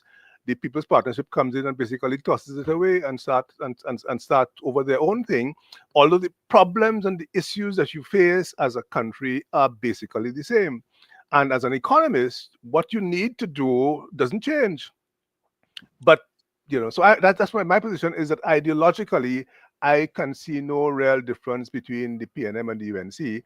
And so therefore, and Vishnu can probably talk to this, that when you see the contest taking place in the political Gael, it is really about who more corrupt than who and so on, not about policy, not about issues. What is the difference between the UNC and the PNM on the question of foreign exchange management? Maybe you could tell me, but I can't see any difference between. No, there isn't, because under either regime, was there any effort to increase or to create foreign exchange or to manufacture goods and export so that you could bring in foreign exchange? Exactly. Well, it's so this is very interesting, right? I mean, well, I don't know. I'll probably get an email saying I bring on 2 PNM agents. It's so I don't know if you guys know. I mean, I'm a UNC member. I represented. Yes, we know that. Yeah, I represented under the UNC. I went up for a general election and a local government election. I hope that I would still be seen as independent minded, because I was also able to speak up against the present political leader in the UNC, and I've not submitted nomination forms because I'm not wasting my time. Certainly can't toe the line. I want better for Trinidad and Tobago, but I can tell you, as I'm not a young person, but I'd like to say that I'm still considered young in the sphere of seeing change and whatnot. But it really does, other than my hope in Jesus Christ, it feels like there is a hopelessness in terms of Trinidad and Tobago. Where do we go? I mean, Dr. Farrell, I do not have a clue how old you are, but you would have given years. You would have spoken about being in the bank in the 1980s and whatnot. And so we've been here for a long time. We have been here for a really, really long time. So one, why should I buy into you? That is, I want, why should I buy into you? Because have you helped us change? Has anybody who's here now helped us change? Sometimes it does feel like we should just, sounds bad, but throw away the 2020 manifesto or the document because it's not gotten us anywhere. But then there is certainly room for your experience to say, okay, well, look, we've been here. So we can tell you that you're saying things that we said when we were your age. Yeah. So we don't want to make the mistakes that you made. So I do think that there's space for both, young and old and fresh and not so fresh and whatever it may be. On to the side with the polling now. Listen, before you do that, I Dr. Farrell might tell you this. I've worked with politicians. They don't listen to anyone. They have their own mind. You could give them the best advice. You could have the best intention. They will not listen to you. They have already. But politicians run the country. They have already. Right. How do we fix this then? They don't care about. They don't care about what works. For them, what works is what they think. Listen, I want my listeners to be left Dr. with some Farrell has sense. been around for I over. want my listeners to be left with some sense between the two of y'all who have doctors in front of your name. I am a mere housewife. Y'all need to give But some you have hope. you're a doctor at home. Yes, you're a doctor. I am. And I think, no, listen, I have a very, very, it's not even fresh. I do believe that we need to put more women back home because we need to run the home so that, society as a whole could go back to manners and character development and not being on your phone and not being able to have a conversation. But I'm very old fashioned when coming to that. But if I could speak to Vishnu's point about politicians not listening, that unfortunately has also been my experience.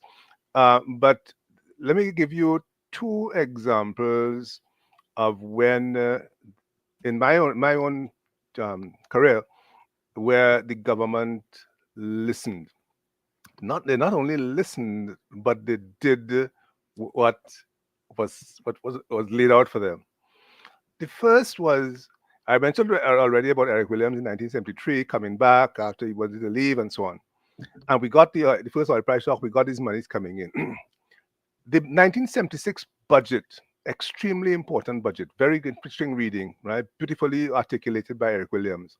He takes Ken Julian and he gives Ken Julian the run. Julian sells him on the Point Lisa strategy of taking the natural gas and using it for the development of the petrochemical sector, of ammonia, of methanol, iron and steel. Well, Williams was fixated on iron and steel since the 1950s, right? Iron and steel, and Julian told him how these things could be done. Julian formed the coordinating task force. Very interestingly, Marsha, all of this is done outside of the public service, not inside of the public service. And I think that there's a lesson inside of there. And Julian takes the coordinating task force, and the result is Point Lisas. And Williams didn't interfere. Some of the public servants had their nose out of joint because this was being done outside of the public service and so on. The second example that I would give you is the one that I talked about earlier with the move in 1993 to the managed flotation of the Trinidad and Tobago, the exchange rate. This was a sea change, The abolition of exchange controls, the move to manage was a complete sea change for Trinidad and Tobago.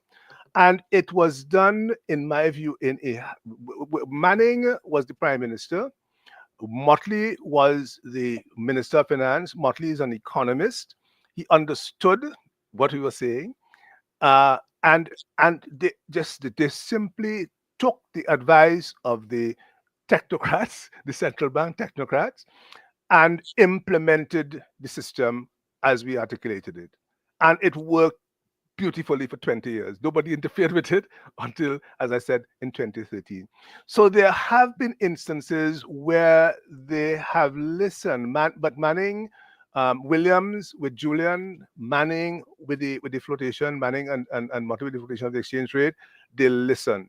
But it's very difficult to find other examples where that has happened. And all of the other things that I talked about, the Vision 2020, which was Lockjack and that team, excellent reports, very well. If we had followed that, we would be in a very different place today. All of those things have just gone by the wayside. Roadmap to recovery, all of the gone by the wayside. 1993, Yes. was a year that you just spoke about, right? Where they followed it. So what is interesting is in 1995, he loses the election. So I was going to ask you the budget that you speak about. You said it was 1970 what? 76. Okay, 76 budget. 1976. Yes. Okay.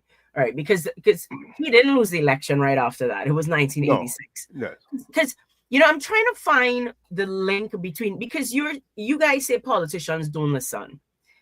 I'm not sure. I mean, but we vote them in. So there has to be some way that we make them listen.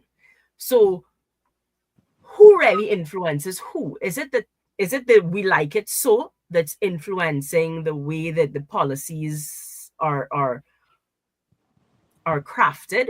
Yes.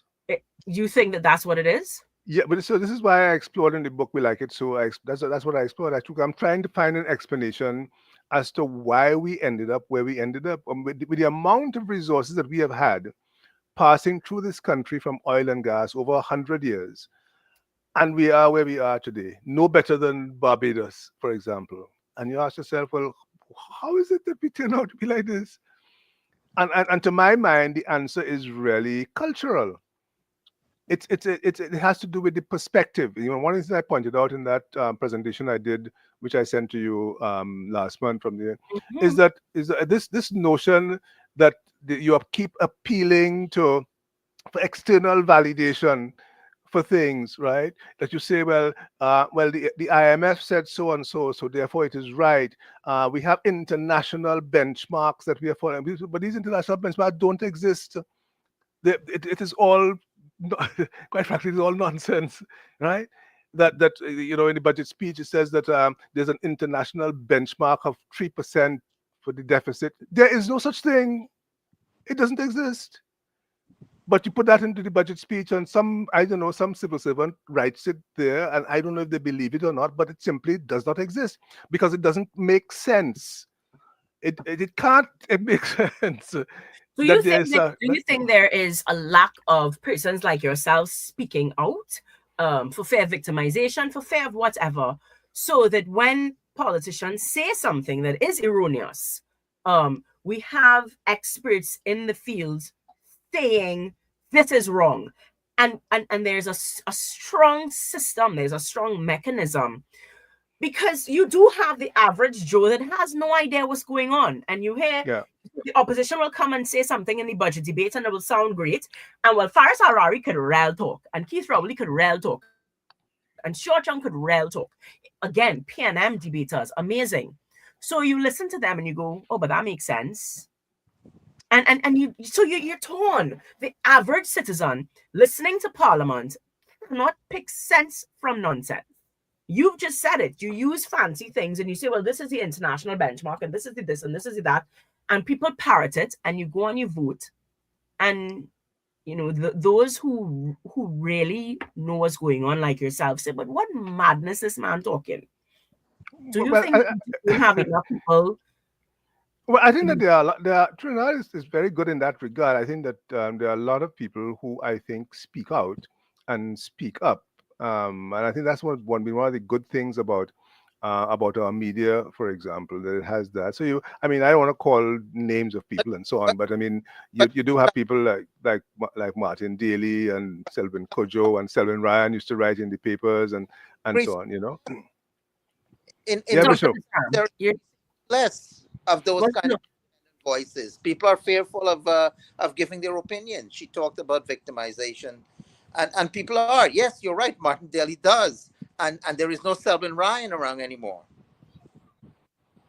Yeah, I'm agreeing. I think that there are people, and I think some of the organizations, for example, are fearful. They tend to tread very carefully because there are a lot of people whose livelihoods and whose salaries are dependent on the government. They even I pointed out that all of the university people, for example, are paid by the government, None of them. indirectly, Yeah. and very few of them, are willing to step out of their crease and to be critical of government, or to speak truth and say, what you're saying there doesn't make any sense. There's no basis for it, and so on. They wouldn't say that because of the potential consequences. Well, that's why But your article caught my attention when you said the budget numbers don't add up. It didn't make any sense. The information is suspicious. Whatever. If it's not suspicious, it's absent on the whole. yes, Dr. Bisram, though, is there anything from your polling data, from the questions that you ask generally, not just necessarily politics, that would give any insight into what the citizens are looking for? What do they want other than free electricity? And is that really, could you use your polls to say this is a manifesto that can, one, take the country forward and get you elected? You know what? People are not willing to take charge themselves. They're looking for a savior. They're looking for a Jesus or someone else to come and save them. They are unhappy at the moment, but they're not willing to put up any fight. They're not willing to take the risk. And so therefore, they're stuck with what they have. But they're looking for change. They want change. They're fed up. They're hopeless. They don't have much confidence in the future anymore because of all the problems.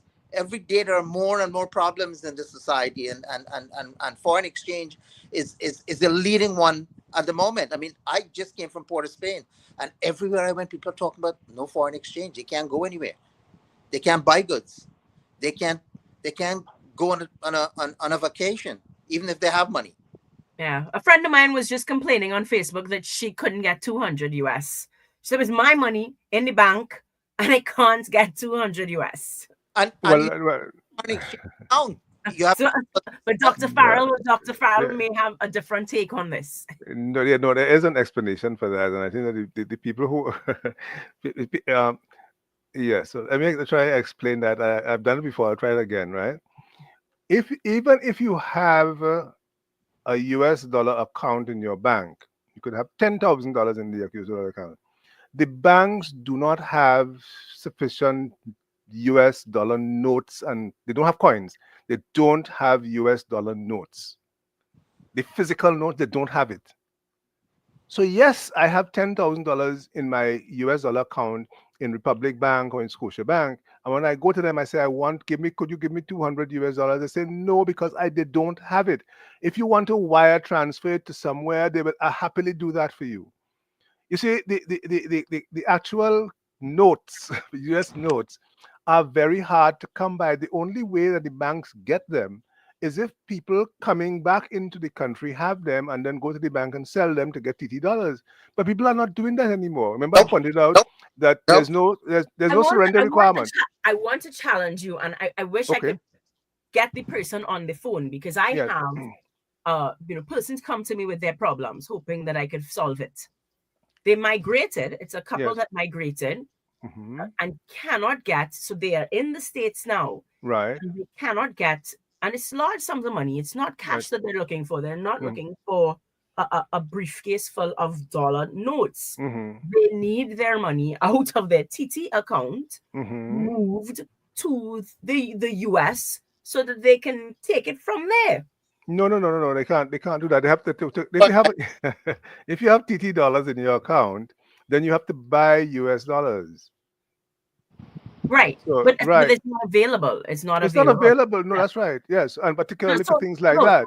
so yeah, so that's what Yes, we were talking about. When someone yes, says they're trying to get $200, just to, yes. They mean yeah, they want $200 in yeah, cash. they don't have a US dollar account. This is the Right, average exactly. Joe Yes, wanting the to average go Joe who away. doesn't have a US dollar account Yeah, and once walks into the bank and says, I want 200 US dollars in cash, will not be able to get it simply because the banks don't have it. It's not that they don't want to give it to you, they don't have the notes. People Right. are So that's not. the notes issue, Yes, but you can't, you also cannot buy it. So if I sell my house, if I'm migrating and I yeah, sell my house, so I right. end up with 2 million TT in the bank, That's and I right. want to be able to now live in the States with that money, That's right. I cannot Now, convert to US. because yeah. So you're now dependent on the rationing system of the of that Minister Imbert is administering. That's what you're dependent on now. So you have to go to your bank, and your bank will then say, what is the purpose that you want this money for? It is 150,000 US dollars that you want to send abroad, or 200,000 US. First of all, they put you in a queue for that. I think people don't quite understand that the banks don't have US dollars sort of like sitting there waiting for them to come in and do these things. You know, the banks don't. So the banks buy foreign exchange, for example, from petrochemical companies from NGC comes in to the banks. So the banks will have that. They will sell it to their customers, right? There's also one of the reasons why banks will not sell to people who are not their customers. If you walk into Republic Bank, but you're a Scotia customer, they will not sell it to you. They also Right. will deal with you because the foreign exchange is limited. They then have to make a decision as to who gets it, and this is where the whole problem arises, because they then have to decide whether Marsha is going to get or Vishnu is going to get. And if you want 200,000 US and Vishnu wants 20, then he is more likely to get it depending on what the bank has available to it. That's the reality that we are facing now. Yeah. And people don't And see. Yeah. all of that, with all of those stresses, because they're stressed out, they're frustrated. I'm sure Dr. Bisram could agree with me. They're feeling very frustrated, and with all of that, in 2025, there is no election coming in December, so there is no election coming this year. Let's put it out there for those who do not know the law. so That's right. so so They forget don't. the idea of this snap election coming sometime December 23rd. I think it might be the legally, if no, but because the prime minister did not dissolve parliament today, so hard luck. No 23rd December 23rd election. But you are saying that even with all of this frustration, and I mean, we're talking Forex, but there's crime. Dr. Farrell, you have children, they live here because there's a brain drain. Because if you can, you don't live here. You know, that's the frustrating thing. So that is another part of the how do we fix it, because the good talent to fix it is not interested. The good talent to fix it, they ain't interested in politics. They're not interested in being in any position that even might be a board position where the opposition going tarnish your name. They're not interested. The crime situation, they're not interested in coming back home. Why? So with all of that, Dr. Bishram is saying that the polls are still suggesting that PNM will win by default because the population does not see any other alternative. And the opposition is not making any serious effort to transform itself, to make itself electable. That's the unfortunate, sad thing, that it's not even putting out a genuine effort in order to make and show the people that, look, we are different from the government. And this is what we are going to do. And as Dr. Farrell said, both of them are pretty much the same. So what am I replacing one for the other one who's also the same, except perhaps on the level of corruption? Yeah. What do you believe the people want to see? What changes would the people want to see in, well, I mean, PNM could make change. They're in government. What does a UNC manifesto need to look like? Or is it a people's thing? Is it a personality thing? Is it a policy thing? What do the people want to see It, based on the it, polls it, you've conducted? it's all of those things. People want to see credible forces. And right now, people from the university who are graduating, they don't see politics as an honorable profession anymore. Everyone is moving away from politics. No one wants to be aligned with, to be a friend of a politician, because people see all of them as crooks. And therefore, they don't want to be part of that profession anymore. So you need to find credible forces, people who are highly respected, people of integrity, and they're not coming forward. You know, I keep making that case again and again, and people are asking me, but nobody's coming forward. What do you want me to do? This is what I have. These are the I people. disagree, but okay. And I listen, I can only disagree on the UNC side because I keep saying that if you look at the front bench versus the back bench, it's like we like to put the worst forward because Yes. you can't tell me that you have somebody like Anita Haynes in your party that I think is brilliant. I think she's well presented. I think she can speak to a wide cross section of society. She might be the only politician in there that actually has a degree in politics and political science. And where is she? You do when we talk education, even though she's supposed to be the shadow minister of education, she is not at any opposition media briefings. She's never called upon to speak.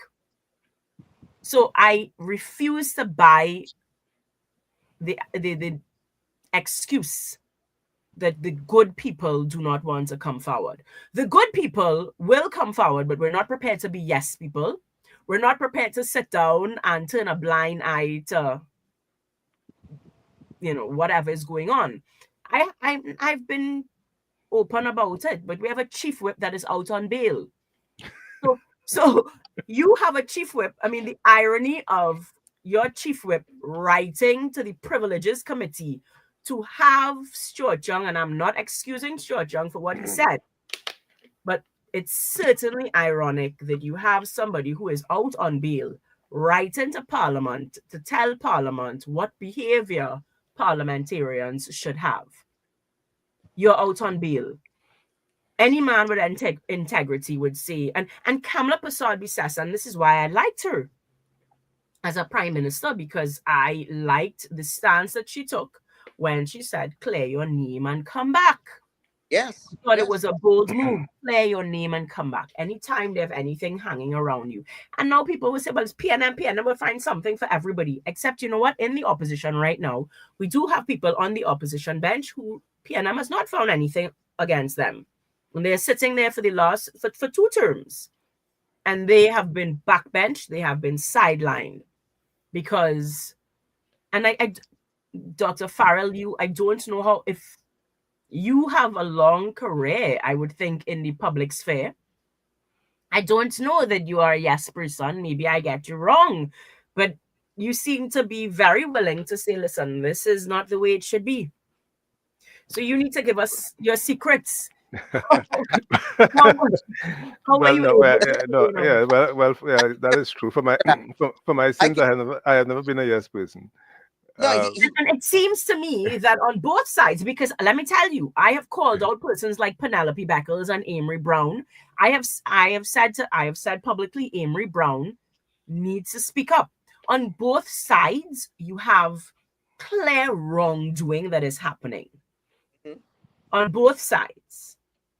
And no one is prepared to stand, because I would say Amory Brown represents what I believe to be the future of politics. He's certainly the age.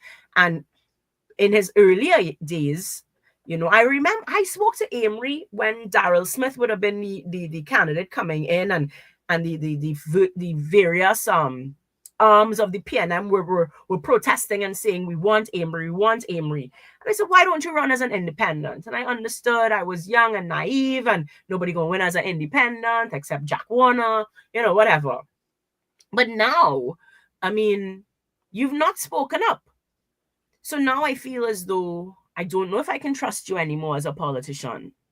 And Anita's budget speech was quite frankly spot on. You're not here to just stay quiet in hope they get a seat again in 2025. You are here to make change, to be an agent of change. And if you feel that staying quiet and so that you can get a next term to get reelected, to have the screening committee put you again, if you think you're really creating change, and you're misled. We need politicians who are prepared to say the hard things and then leave the fate up to what it is, where it is, however. So I have to say, on both sides, we have politicians that have disappointed me, that should have been speaking up and have not. Well, Well, we shouldn't be so harsh on them. Maybe they did speak up internally, quietly, with using the avenues available to them. It's very difficult to come out publicly and speak out against your party and your colleague. It's not done anywhere except maybe In for the Donald Trump. UNC. In the UNC. Well, It's done in the UNC. And then we get kicked out. yes, yes, unfortunately. Well, yeah. Rudal And Munalal is still there. Tim Gopi Singh also, is still there. They spoke out. it also happened on the Panday as well. When independent voices spoke out against corruption, they were kicked out. Dr. Farrell, what is the Well, secret? Is it that and, you're just not in politics and no, so no, that's why you think that you were I'm kicked not, out? I'm not into politics. But I wanted to kind of take you back to your crime problem. The sort of problem of crime in the country.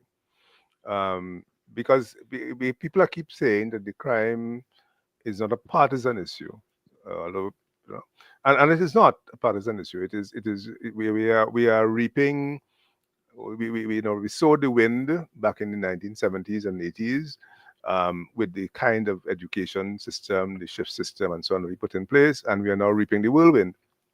Mhm. Uh, how do you address that?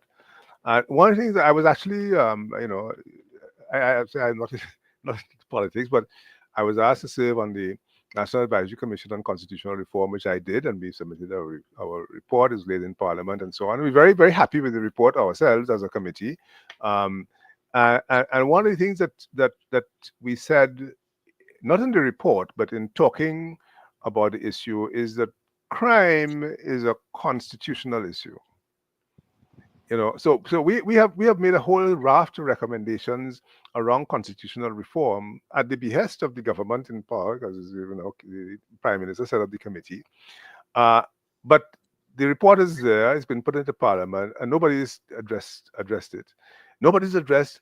If that report is read, you will see the profound changes that we have recommended to the constitution, and nobody's addressed it. So it hasn't become. We talk about, well, Tweedledee and Tweedledum, the two political parties, and so on, are ideologically essentially the same, policy-wise essentially the same, and nobody's taking up those issues inside of there. We have, put forward some very profound changes. Not only things like about fixed election date and limitation of 2 terms of the prime minister and so on, a lot of things that people advocated. But basically, we are saying that our institutions in the society are not functioning well, because we have inherited and we continue to operate colonial institutions in the hope that they will deliver for us. The whole public service, the public service commissions, the police service commission. So the question of how do you solve the problem of crime, in my view, has to do with the fact that you have a police service which has resisted change for 50 years. We have a structure for the police service. We have competencies in the police service in 2024, 2025, which are inadequate to deal with the crime problem that we are seeing in the country today. And that is not going to be fixed by appointing X or Y as the police commissioner. It is not going to be do that. It doesn't want to make any difference. It requires that you have you recognize the problem for what it is, requiring institutional change. So the police service commission, the service commissions have to change. The people that you recruit into the police service have to change. And getting a handle on the crime problem in Trinidad and Tobago may well require that we bring uh, police officers from outside of Trinidad and Tobago into a parallel structure, which is essentially what Manning was trying to do with SORT, but he never put it on a proper legislative footing. And what they were trying to do with SORT, which is the other one, SORT, and so on, because people recognize that the system, the current institution of the TTPS is not up to the challenge of dealing with the crime problem that we are facing here. Now, it has nothing to do with PNL, it has nothing to do with UNC. It has to do with the sets of institutions that we have inherited and continue to operate here for the public service, for the police service, for the judiciary, which need to be changed. Now, if you are a political party, I don't know, and you have a general election coming up, and you've had a report put in by on the Constitution, which are making recommendations. I don't know if you read the report, I Marsha, did read because the you're in report, it. and Well, we exactly, actually did and we did a episode on it, because well, as I said, exactly, I tried to take some of these things and I put it yes, in audio. You know, yes, if we do to exactly. interviews and stuff on it, hopefully bite size could get So in. so which political party is seizing on, I mean, on these issues, on these things? They have to take our suggestions, but at least these are issues that you can go to the public with and say, look, but nobody's doing it. And all that is happening is the usual mudslinging and who more corrupt and who more this and who more that and so on and the other. Why do you continue to sit on these committees? I'm sure they take up time. They do I know take up some time, work but too but because you're but getting paid. but you don't get paid. That's the unfortunate thing. And Why then do when you you continue to sit on these when committees? because I feel, quite frankly, that you have to make a contribution. I feel that within the sphere of my competencies, whether it's in economics or in the case of law, I happen to have a great interest in public law and constitutional law. I don't practice law, but that's my interest of research and so on. And that you can make a contribution, that you can put things forward, and hopefully they will begin to make a difference. But at least people need to know that there are voices outside there that, like, hopefully like mine and like other people who are speaking out and so on. And I can call some names: Noble Phillip and Martin Daly and people like that, who are articulating issues that we need to pay attention to and that are pointing us in the right direction. Marsha, you had asked a question. I mean, didn't follow up on it, of what kind of characters, what kind of Yeah. personality people look for. They're looking for Marsha Walker, someone of who's caring, compassionate, who believes in good governance. I I went mean, up twice. For I decades, went up twice. I yeah. put my money where my mouth is. Unfortunately, the nature of the politics does not allow for Marsha Walker to be elected. But that's the whole thing. So we're on one hand saying that this is what citizens are saying, this is what they want. But then, I mean, I can, like a broken record, after 20, I went up against a sitting prime minister. Not only did I go up in a PNM stronghold, I live in Diego Martin. My family lives in Diego Martin. We earn an income in Diego Martin. I went up against a sitting prime minister. Life after going up against a sitting prime minister is very difficult. It is very difficult. When people say to me, I am ungrateful to Kamla Persad-Bissessar, I say, you guys don't have a clue. I said, quite frankly, Kamla Persad-Bissessar should be grateful to me, because the sacrifice, I didn't go up in Princestown or Separia. I went up in Diego Martin West against a sitting prime minister. Life, very difficult. When the political leader said to me, I need you to go back for local government elections, and I said, quite frankly, you could give Gary everything, give Diego Martin everything, give them NTA, because the UNC is not doing the work that it takes to gain any ground in Diego Martin. We don't have the culture. Trinidad is, even though it's a small country, very different culture between South and West. You have to understand the people of the West. You have to speak their language. You have to understand that you could talk about shutting down Petrotron from now till thy kingdom come. The people in the West will not appreciate that as a manifesto, anything. You're not putting the work in. I need you to go and continue to give Rowley trouble inside his backyard. Take one for the team. No problem. I'll go again for local government elections. Even before that, I was voicing my opinion internally on a lot of issues that I felt very strongly about, that I could not sit, and I said it, I cannot be part of an organization that will not deal with certain things, that will not face certain issues head on and deal with it. The UNC must clean house if we are to be a credible, option. After the local government elections and certain decisions were made, none affected me. People say it's sour grapes. I say, none affected me. None of these decisions affected me. In fact, I could have stayed quiet and continued to be Kamla, blue-eyed girl, or whatever the saying would be.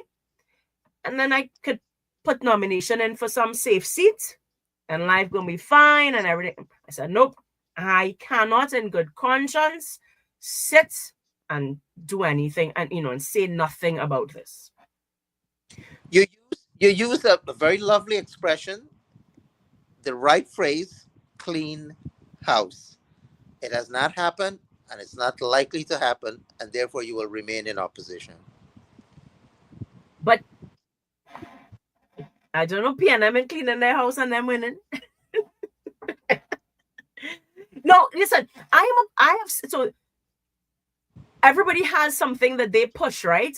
I mean, Dr. Farrell, you have something that you would have pushed, that your legacy would be. I want my legacy somehow to be changed in the way that we vote.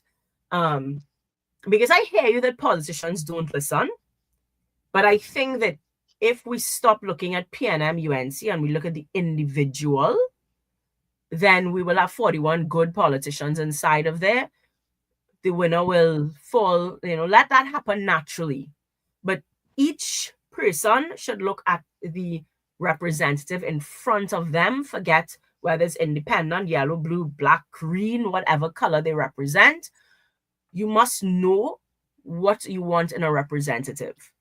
And you go in there and you vote for the best representative. And let's start by putting 41 good people inside of parliament, 41 persons who would be willing to listen to the advice of people like Dr. Farrell, who are humble enough to know that they don't know. And then so I kind of feel, I don't know, I might be using an economic term badly, but start with the micro and let the macro happen. But that's the way I do believe. The devil is in the details. So we work small and we work out. The big things will happen once we get the small things done right. That's my take on it, and that is my national contribution. I'm gonna beat that stick from now till thy kingdom come. Get to know 41. Get to know the person on your ballot sheet, and if it's an independent, it doesn't matter who it is. Get to know them, and just vote for that person. It is 6 o'clock. It is now 6:01. Dr. Farrell, thank you very much for staying all the way on. Dr. Bishram, have you gone? Have you left us? Because I want to make sure and say bye before I hang up. I know that they've cut us off somewhere on some cable channel by now. Thank you very much, guys. You're very welcome. Very welcome, Marsha. It was a pleasure. Bye. Thank you, Marsha. Thank you to your guests. That's it for today's edition of Hard Talk with Marsha Walker, right here on Power 102 Digital. Marsha will be